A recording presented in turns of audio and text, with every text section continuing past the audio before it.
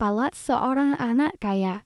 Di sebuah kota yang penuh dengan kemewahan, hiduplah seorang anak kaya yang bernama Ardi. Ardi tinggal di rumah besar dengan segala fasilitas mewah. Ia memiliki mobil sport, pakaian branded, dan segalanya yang diinginkan selalu terpenuhi. Namun, kekayaan yang melimpah itu justru membuat Ardi tumbuh menjadi seorang anak yang sombong. Ia merasa lebih baik dari teman-temannya, bahkan sering menganggap mereka tidak lebih dari orang biasa.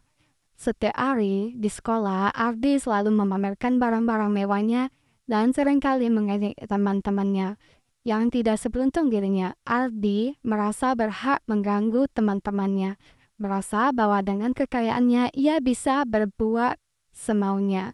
Teman-temannya sering kali merasa sakit hati, namun mereka tidak bisa berbuat apa-apa karena takut melawan. Suatu hari, Ardi melakukan tindakan yang lebih buruk. Ia mengejek temannya, Andi, karena Andi datang ke sekolah dengan pakaian yang sederhana. Ardi menawarkan Andi di depan banyak orang, membuat Ardi merasa malu. Namun setelah kejadian itu, sesuatu yang aneh terjadi pada Ardi. Ia mulai merasakan perubahan dalam hidupnya. Berapa minggu setelah kejadian itu, bisnis keluarga Ardi mulai mengalami kesulitan. Bisnis ayahnya yang dulunya menguntungkan tiba-tiba terpuruk.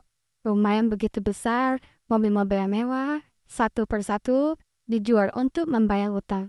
Ardi merasa bingung dan terkejut karena ia tidak pernah membayangkan hidupnya berubah begitu cepat. Satu persatu temannya mulai menjauh. Mereka tidak menganggap Ardi sebagai teman dekat. Bahkan Andi yang dulu diajaknya memiliki tidak berhubungan lagi dengan Andi. Ardi merasa kesepian dan saat itu ia baru sadar bahwa kekayaan dan kemewahan yang selama ini ia banggakan ternyata tidak bisa memberi kebahagiaan sejati. Hari demi hari, Ardi merenung, ia mulai merasa bersalah atas perbuatan buruknya yang telah dilakukan pada teman-temannya. Dalam kesendirian, Ardi memutuskan untuk mencari Andi dan meminta maaf. Dengan hati yang tulus, ia pergi ke rumah Andi dan mengungkapkan penyesalannya. Ardi pun, meskipun terluka, Ardi menerima permintaan maafnya dengan lapang dada.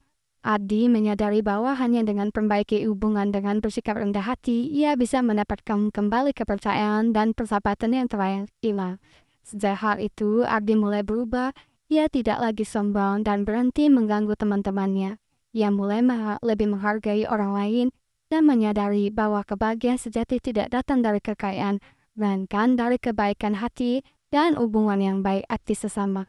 Kehidupan Ardi pun mulai membaik meskipun keluarga masih dalam kesulitan. Ardi belajar untuk lebih sabar dan bersyukur. Ia tidak lagi merasa lebih baik dari orang lain. Dan dari situ ia menemukan kebahagiaan sebenar. Pesan moral, kekayaan dan kemewahan memang menyenangkan, tapi tidak sebanding dengan kebahagiaan datang dari hati.